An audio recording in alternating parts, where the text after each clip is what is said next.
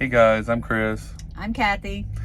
Today we were going to talk about TSA, picking up TSA loads.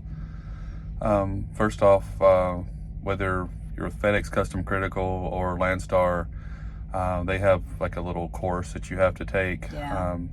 I think with Landstar it's all online, but they do require you to do that, and I think it's at least with Landstar for sure you have to redo it every year. Yeah. It's good for 1 year when you take the course, and then you have to pass the little test they give you afterwards.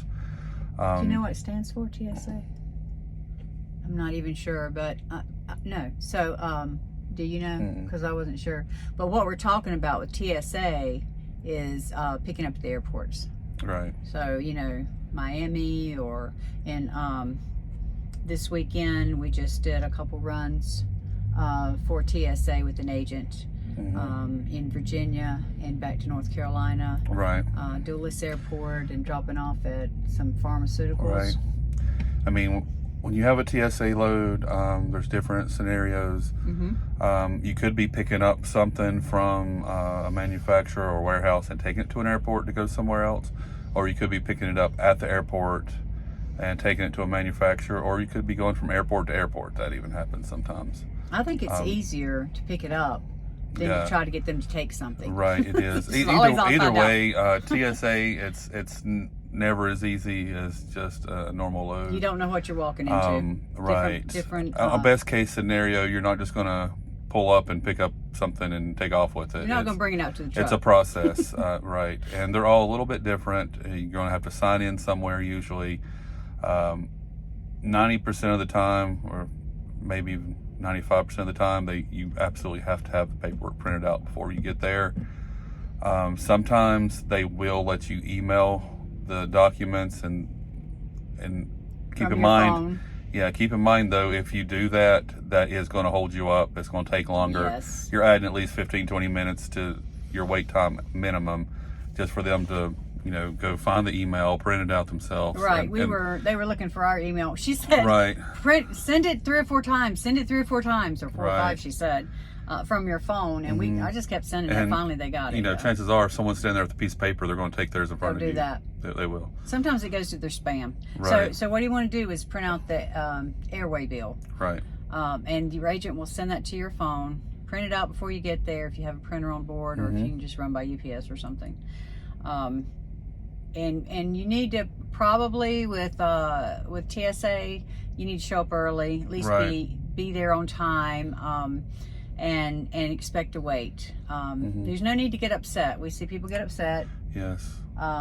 They're doing the best they can, or they're doing what they will do. So you just wait. We spent last night, how many hours did we sit in? Got there at 5 and left at 7:30? Something like that. Yeah.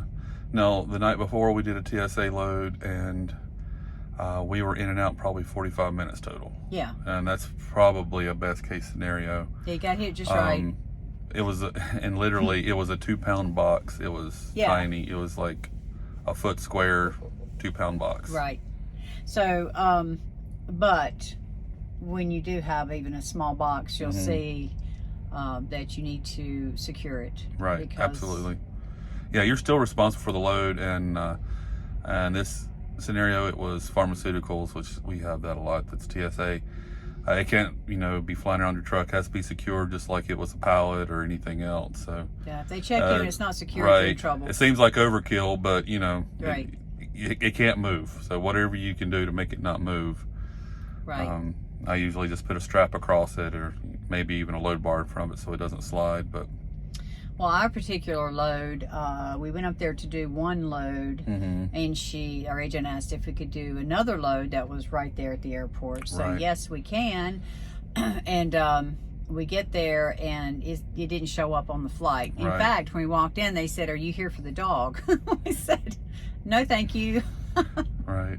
But Chris is the man with the dog, so I guess they heard that. It gets around. I guess so. I don't know. But yeah, we got up there, and we lost that one because it wasn't there. So she said, "Well, I've got another one to replace it." So picked up another one right there at United. Yeah, it was one building over, and I think 70 pounds. Yeah, it was a one 70 box. pound. Well, 70-pound box, and we ended up waiting an hour and a half, 2 hours for that one before we picked it up. But we had an interesting time because there was quite a few truck drivers in there waiting, maybe 7 or 8, but several of them struck up a conversation with us because we have an unusual truck. Right. And so they wanted to know, look at it, how big is it, how much can you haul, oh my goodness, all this stuff. Getting ready to leave, another person said, can you stay busy with Landstar? They were interested in it, gave numbers for exam to a couple of them, and people are very, very interested. Of course, the dogs, they're interested in the dogs and everything. But right, yeah. Penelope and Buster both have a lot of fans everywhere we go. Now we have gone and to TSA, and you run into some scenarios. Right. One scenario we ran into is the storage wasn't paid. The storage is not paid.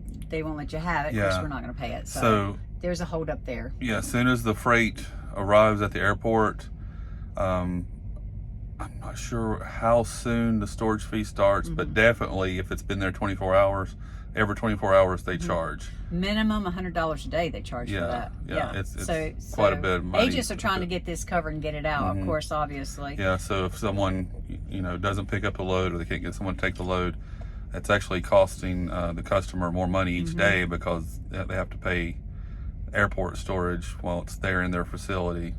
Right. But other than that, TSA is not that difficult. No. You want to park somewhere. They usually have a little place you can park, and then you want to go in, and they'll either put you in a dock, depending on where you are. They'll assign you one, or they'll just ask you. In our case, we just carried it out. Yeah, both. They just bring it to you. The first one we carried it out. The second one they let us roll it out on a cart and bring the cart back in. But this is if you want to do, now these loads don't pay huge amounts like going across the country. I think we're running like $2,300. Still, I mean, it's not a high dollar amount, but still, it's decent for the short drive. Yes. The only thing you have to keep in mind is, like we mentioned to start with, a lot of times there's wait time. Right. As long as you can deal with the wait time, I mean, it's good money. It's like 2,300, and then you go 278 miles. Right. You drop it off 278 miles. One box. Again, a little bit of hassle, with dealing with the airlines, but it depends on which airport. New York, JFK. Oh my goodness. But anyway, they're huge and busy. So, but this is something you might want to consider. And if you want to, with Landstar or FedEx, either one, you get your TSA. It's very simple to get. Yeah. And then you can do these runs. And you may want to just grab a couple of them every now and then, and if you're not doing big ones. Yeah, I always recommend you want to be qualified to do as many different types of loads as possible, because if you end up in a scenario where you're trying to get out of somewhere, if you can take any kind of load, your chances are much better, and you're going to get paid better for doing it. Well, either with FedEx or Landstar, either one, the board opens up more. Right. So if you aren't qualified for ABC, you only see a certain portion of loads. Right. You qualified for D now, it opens up and you see more portions of loads. So you want to do as much as you can. And I know FedEx has a lot of things you can do, artwork, a lot of things, a lot of different things. You can do government, you can do a lot of things. But this is what we did this weekend. It worked out really well. It wasn't that bad. No. Traffic wasn't that bad. No. And we got a little bit of video, and so that's what we were doing this weekend. And we'll see what we do next week. So thanks for watching, guys.